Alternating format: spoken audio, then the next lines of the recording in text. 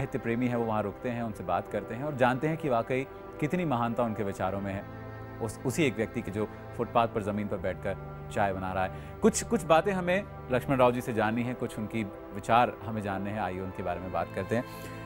सबसे पहली चीज़ लक्ष्मण जी, कि आपको नहीं लगता कि आज जिस भी मुकाम पर आप हैं, प्रतिभा आपको भी समझ में आता है आपके अंदर बहुत सारी है, लेकिन कहीं ना कहीं उसका पूरा विकास अभी तक नहीं हुआ है, अभी उसे आगे जाना बाकी है। तो ये विकास इसलिए नहीं हो रहा कि हमारे देश में वो मार्केटिंग नहीं है, पुस्तकें पहुंचाने का मार्केटिंग नहीं है। कुछ लाइब्रेरी में पुस्तक मंगवाते वो चयन समिति नहीं है।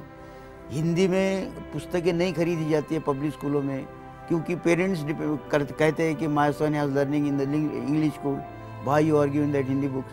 तो कुछ इस प्रकार के सामाजिक त्रुटियां भी इसके सामने आ रही है। हमें बताइए, क्या कोई ऐसा समय भी रहा होगा, कुछ ऐसे क्षण भी आए होंगे जब आपके भी स्वाभिमान को चोट लगी होगी?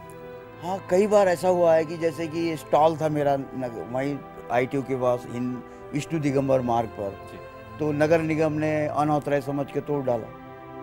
आज मैं फिर भी फुटपाथ पर बैठता हूँ, कोई पुलिस वाला आता है वो टोक देता है, कोई नए आदमी आते हैं ऑफिसर्स कारपोरेशन के या पुलिस वाले, वो एक साधारण आदमी लगता है, पर बाद में जो ग्राहक खड़े होते हैं वही उन पर हावी हो जाते हैं। ये पुलिस वाले तू कैसे बोल रहा है, तू जानता है इनको? जब जानता नहीं तो क्यों बात कर रहा है इस तरह से? तो वो सब पुलिस वाला फिर डर जाता है। हमें बोलने की जरूरत नहीं है, क्योंकि मेरा पक्ष समाज ले रहा है। समाज को अब मेरे बारे में पता लग रहा है कि मैं क्या हूँ। जब ऐसे क्षण आए, जब आपको निराशा हुई, जब आप थोड़ा दुखी भी हुए, ऐसे क्षण में और आज भी जब कभी ऐसे क्षण आते हैं तो क्या करते हैं?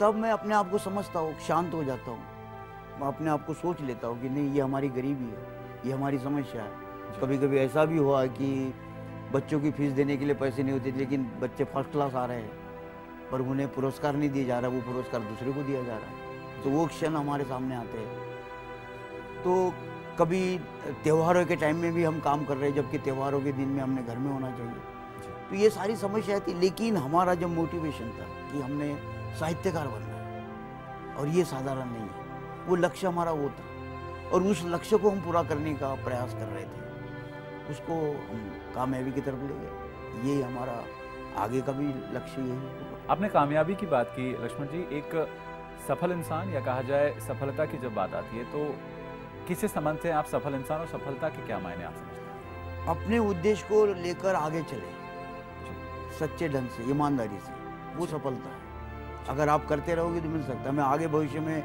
बच्चों, जो समाज के हमारे बच्चे हैं, उन्हें भी ये कहना चाहता हूँ कि आप अपने राष्ट्र के लिए क्या कर सकते हो ये सोचो पहले। अगर आप अपने लिए जो कर रहे हो वो राष्ट्र के काम आएगा। भ्रष्टाचार नहीं है, अपराध नहीं है, ये खुद सोचो और खुद अच्छे काम करो तो आपका अनुकरण और दूसरे छोटे बच्चे करेंगे।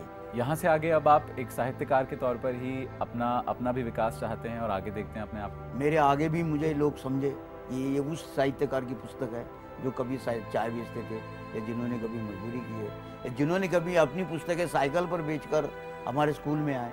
इस तरीके से ये एक संस्मरण लोगों के सामने आ जाए, ये यही। और ये मैं आगे भविष्य में जो किताबें लिखते हैं, पुस्तकें लिखते हैं, समाचार पत्र में काम करने वाले पत्रकारों को यही निवेदन करना चाहूँगा कि आप अपने समाचार पत्रों में अच्छी बातें लिखें जिससे बच्चों को प्रेरणा मिले। पुस्तकें वैसी लिखे जो बच्चे पढ़े, समाज पढ़े, और पढ़ने के साथ साथ वो आगे बढ़े। क्या बात है। देखिए, सबसे अहम बात जो समझ में आती है लक्ष्मण जी से बात करने के बाद, वो कि इतने संघर्ष, इतनी मुश्किलें, इतना कुछ देखने, समझने, जीने के बाद क्या कोई व्यक्ति इतना सरल हो सकता है? शायद इसका एक सबसे बेहतरीन उदाहरण लक्ष्मण जी है, और शायद जो मुलाकात है जब हमने इनसे की है वो हमें भी बहुत कुछ सिखा कर जाती है, आपको और निश्चित तौर पे हमें भी। बहुत बहुत शुक्रिया लक्ष्मण जी, आपका स्टूडियो में आकर हमसे बातचीत करने के लिए। रविंद्र जी आपका भी, और रितेश आपका भी बहुत बहुत शुक्रिया।